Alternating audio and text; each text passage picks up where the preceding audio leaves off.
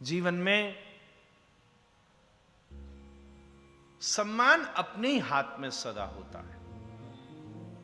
एक बात ध्यान रखिएगा, वो दुखी रहता है जिसने सम्मान दूसरे के हाथ में दे रखा। ये बात ध्यान सदा समझने की बात है। आपके हाथ में आपका सम्मान है, विदुर जी ने उसका पालन किया, और जिस क्षण जैसे ही दुर्योधन ने उनका अपमान किया, उसी क्षण विदुर जी संपूर्ण राज्य का परित्याग करके तीर्थाटन के लिए चल दिए। जिस क्षण विदुर जी ने कौरवों को छोड़ा, उस दिन श्री कृष्ण ने कौरवों की तरफ उत्सव किया। महाराज, पांडवों के यहां उत्सव मनाया।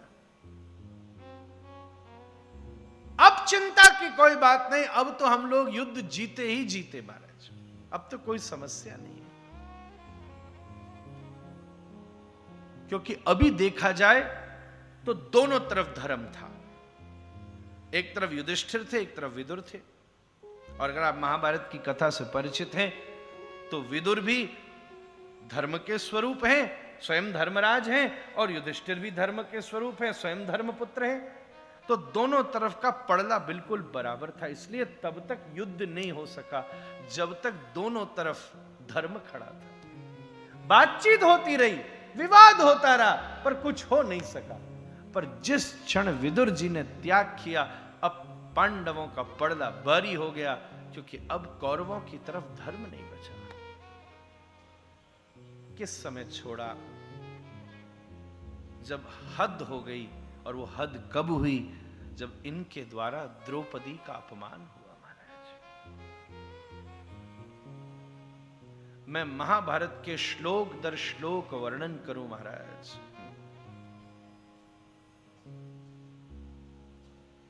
इस इतिहास में सदा महाराज बड़ी बड़ी घटनाएं उस समय घटी हैं जब किसी ह्यूमन को कोई कॉमोडिटी समझा गया है। जब भी कोई लिविंग थिंग कॉमोडिटी बनी है, उस समय उसका शोषण हुआ ही हुआ है महाराज। कोई भी चीज को जब तुम कॉमोडिटी समझोगे, चाहे वो फसल भी क्यों ना हो, चाहे कोई पशु भी क्यों ना हो, चाहे वो फूल भी क्यों ना हो। गैया की भी सेवा तभी तक हो सकती है जब तक उसको कॉमोडिटी न समझा जाए। जिस दिन गैया को भी कॉमोडिटी समझ लिया, उस दिन इंजेक्शन लगा लगा के दूध पैदा करता है फिर आदमी। महाराज, डेयरी कैसे चले महाराज? उस दिन बहुत बड़ी घटना घटी। दुशासन गया द्रौपदी को खींचकर। मैं उस प्रसंग से आपको दर्शन कराऊं। आपने वो प्रसंग सुना है, पर महाभारत में उसको जैसा वर्णन किया गया है, न तो वो कहा जा सकता है, न किसी सीरियल में दिखाया जा सकता है।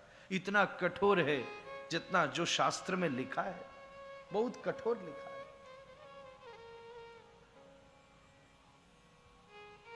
दाव चलने पर युधिष्ठिर हार गए, अपनी पत्नी को दाव पर लगाया।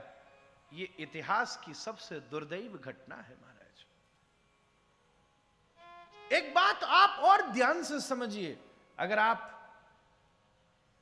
रैशनलिस्ट हैं, अगर आप तर्कवादी हैं, तो आपको एक चीज समझनी चाहिए। मैं अपनी युवा पीढ़ी के सामने खास ये बात रखना चाहूं।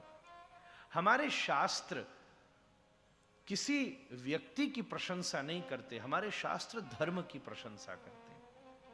इसलिए अगर किसी व्यक्ति को महान बनाना होता तो छुपा दिया होता युधिष्ठिर के द्वारा किया गया ये कर्म। छुपा दिया जाती ये बातें कि राम ने किसी दिन अपनी पत्नी को भी वाल्मीकि के आश्रम में भेजा था। शास्त्रों में व्यक्ति प्रधान नहीं होता, शास्त्र में धर्म प्रधान होता है महाराज। कभी कोई व्यक्ति प्रमाण नहीं है। अगर महाभारत में दुर्योधन के दुर्गुण का वर्णन है तो उसके सद्गुण का भी वर्णन है। मैं आपसे एक निवेदन करूं, दुर्योधन में एक बड़ा जबरदस्त सद्गुण था। वो क्या था? वो बहुत व्यवहार कुशल व्यक्ति था। व्यवहार कुशल का मतलब वो ये मैनेजमेंट, अतिथि आतिथ्य करना गजब का जानता। कृष्ण का उसने ऐसा आतिथ्य किया, इतिहास में किसी का नहीं हुआ आज तक। इतना जबरदस्त मैनेजमेंट था कि आप ये देखिए, माद्री का भैया नकुल सहदेव का मामा पांडवों की तरफ लड़ने आ रहा था, ऐसा वेलकम किया कि उसने प्लान ही चेंज कर लिया कि पता नहीं कौरवों की तरफ पांडवों की तरफ लड़ाई तो है, खाने को मिलेगा कि नहीं, कौरवों की तरफ से ही लड़ लो। ऐसा जबरदस्त मैनेजमेंट। और यहीं युधिष्ठिर के सद्गुणों का वर्णन किया है, तो छुपाया नहीं है कि उस दिन युधिष्ठिर के द्वारा यह अपराध बना था।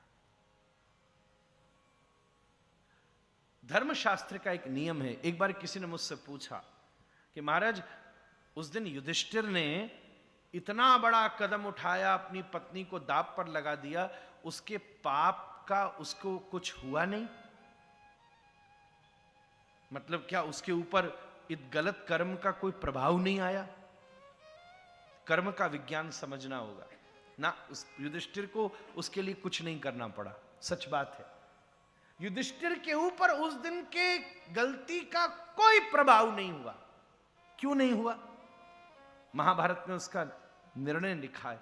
कई बार किसी किसी कर्म का प्रभाव किसके ऊपर लगता है, यह भी विचारशील बात है। उस दिन की घटना का पूरा प्रभाव अगर किसी के ऊपर आया, वो दुर्योधन के ऊपर भी नहीं आया, युधिष्ठिर के ऊपर भी नहीं आया, आपको जानकर आश्चर्य होगा, उस दिन आया धृतराष्ट्र के ऊपर। क्योंकि उस सभा का सभापति धृतराष्ट्र था और धृतराष्ट्र के निर्देश से यह कार्य हो रहा था। अगर धृतराष्ट्र अपने राज शासन का विधान लेकर के बात इस हद तक पहुंचे, उससे पहले रोक देता, तो उसके पास उसे रोकने की ताकत थी महाराज। यह धर्मशास्त्र का विधान है।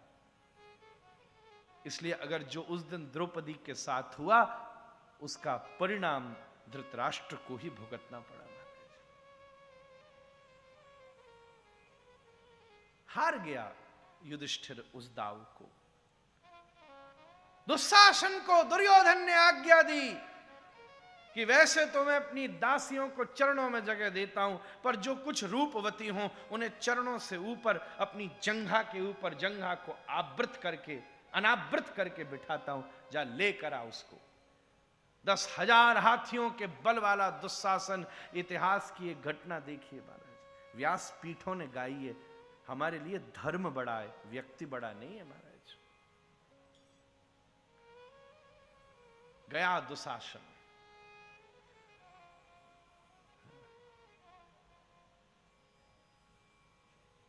पांचाली आज्ञा मिली है कि तुझे चलना है। पांचाली बोली, इस समय मैं ऋतुमती हूं, इस समय मैं किसी सभा में नहीं जा सकती। पकड़ लिया दुशासन ने और खींच के लाने लगा। महाभारत के श्लोकों के आधार पर आप मूल पुस्तक खोलकर अगर ग्रंथ का अवलोकन करें तो उस समय की निरीहता का वर्णन किया गया महाराज। उस समय में जब स्त्री ऋतुमती होती थी तो वो अपने शरीर पर एक वस्त्र को धारण करती थी, केवल एक वस्त्र उसके शरीर पर होता था। इस समय पांचाली के शरीर पर केवल एक वस्त्र था महाराज। और महाभारत का श्लोक कहता है कि वो दुशासन के दुस्साहस की वजह से वो संपूर्ण वस्त्र रक्त वर्ण का हो गया था महाराज। महाभारत के श्लोक देखिएगा। जमीन पर लिधड़ती हुई पांचाली कहती है, दुशासन, मेरे पति को मुझे दाब पर रखने का अधिकार ही नहीं है। मैं शास्त्र की बात कहूं, इतनी विवेकपूर्ण बात पांचाली ने उस समय कही। पहली बात, अगर वो खुद ही दाब हार चुका है, अगर वो खुद ही हार चुका है, तो वो मुझे कैसे दाब पर रख सकता है? द्रौपदी ने उस समय दुशासन को कहा, उसे मुझे दाब पर रखने, या तो अपने हारने से पहले मुझे देता तो बात समझ आती। पहली बात, उनको मुझे देने का अधिकार ही नहीं है, और अगर है भी तो यह समझो जिस समय वो हारे उस समय मैं भी हार गई। मैं कोई उनसे बिलग नहीं हूं, तो मुझे वो स्वतंत्र दाब पर कैसे लगा सकते हैं महाराज? धिक्कार है महाराज। पर दुशासन माना नहीं, उस दिन इतिहास के पन्ने कहते हैं, खींचा द्रौपदी को निरीहता से भरे दरबार जो युवकों के अट्टहास से गूंजता था, द्रौपदी को घसीट के लाया गया। एक वस्त्र में ढकी हुई द्रौपदी का वो अंग, जो कि साधारण स्त्री नहीं थी, यज्ञोद्भवा थी महाराज, साक्षात देवी थी और कन्या थी महाराज। कन्याओं के नाम में द्रौपदी का नाम पहले आता है, अहिल्या, द्रौपदी, तारा, कुंती, मंदोदरी तथा पंचकन्या स्मरे नित्यम महापातक नाशनम।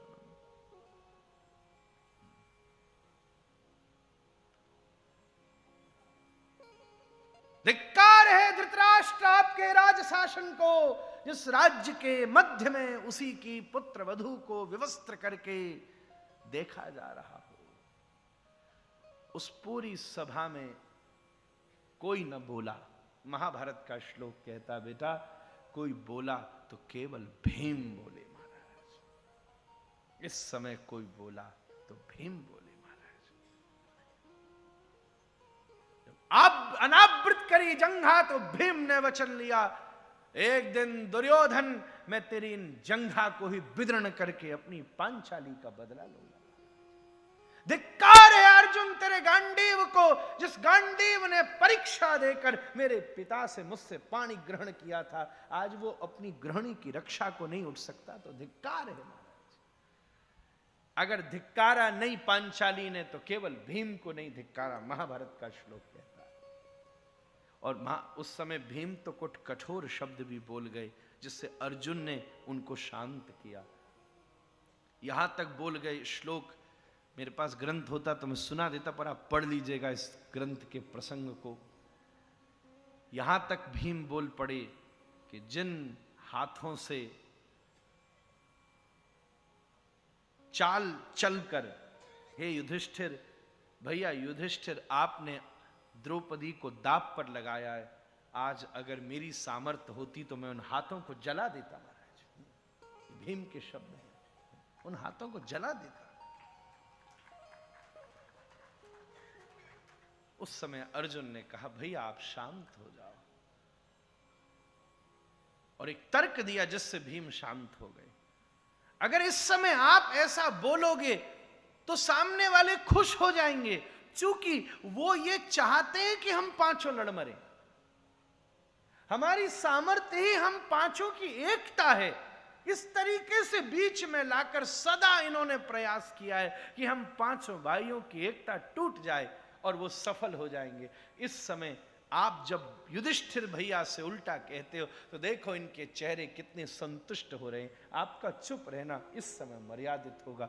इसे देखकर भीम चुप बैठ गए, नहीं तो उस दिन महाभारत के युद्ध की आवश्यकता नहीं होती महाराज। भीम ने उठा ली थी गदा। इतिहास के पन्नों ने बड़ी निरीहता से उस दिन के प्रसंग का वर्णन किया है। धिक्कार है भीष्म आपके ब्रह्मचर्य को। क्या इतने दिन से ब्रह्मचर्य इसलिए धारण किया था कि एक दिन अपने ही घर की बहू को नग्न देखना था? धिक्कार है युधिष्ठिर तुम्हारे धर्म को महाराज। दुर्योधन हंसता हुआ बोला, तो शासन इसकी बातों में मता, इसका पति दांव पर लगा चुका है और ये दासी है। अब खींचना शुरू किया। उस क्षण द्रौपदी की साड़ी को दुस्शासन ने पूरे प्रयास से अपने शरीर के एक वस्त्र को द्रौपदी संभाली खड़ी थी कि कैसे बचा लूं, कैसे बचा। प्रसंग कहता है श्री कृष्ण उस दिन द्वारिका में थे। सत्यभामा जी के साथ बैठकर चौसड़ खेल रहे थे। वो भी एक दाव चलते, दौड़कर दरवाजे पर जाते, फिर वापस आके फिर बैठते, फिर दूसरी चाल चलते, फिर दौड़ करके जाते, फिर वापस आते। सत्यभामा जी ने पूछ लिया, हे द्वारिकाधीश आप इतने बेचैन परेशान क्यों हो रहे हो, बार बार क्यों भाग कर जाते हो? तो रोते श्री कृष्ण बोले, क्या कहूं सत्यभामा, आज मेरी प्रिया कृष्णा, ये कृष्ण है तो द्रौपदी का नाम है कृष्णा, ये कृष्णा वो आज बड़ा अत्याचार सहना पड़ रहा है, कौरवों की भरी सभा में उसको निर्वस्त्र किया जा रहा है। सत्यभामा अचंभित होकर बोली, द्वारिकाधीश आपको ये मालूम भी है तो आप जा क्यों नहीं रहे? कृष्ण कहते हैं, मैं तो तैयार खड़ा हूं जाने को, दरवाजे तक भी दौड़ता हूं, पर क्या करूं, मुझे जाने का रास्ता नहीं मिल रहा, क्योंकि वो उनको पुकार रही है जो बचा नहीं सकते, और जो बचाने को तैयार खड़ा है आज तक उसने पुकारा नहीं। उसी समय सत्यभामा जी ने अपनी कृपा की दृष्टि से द्रौपदी को देखा, क्योंकि जब तक देवी प्रपन्नार्ति हरे प्रसीद, जब तक देवी प्रपन्न नहीं हो तब तक हरि की प्रपत्ति कैसे बनेगी। सत्यभामा जी ने जैसे ही दृष्टि करी, जब तक राधा रानी की कृपा नहीं हो श्याम सुंदर मिल जाएंगे क्या महाराज? द्रौपदी को प्रेरणा बनी और उसने उस बालों से खींच कर लाया था। उस समय पूरे ब्रह्मांड में सबसे सुंदर बाल द्रौपदी के थे, उसका एक नाम है सुकेशी। महाभारत वो सुकेशी थी। ऐसे सुंदर केश पुरुषों में अगर किसी के थे तो कृष्ण के थे, और स्त्रियों में किसी के थे तो कृष्णा के थे।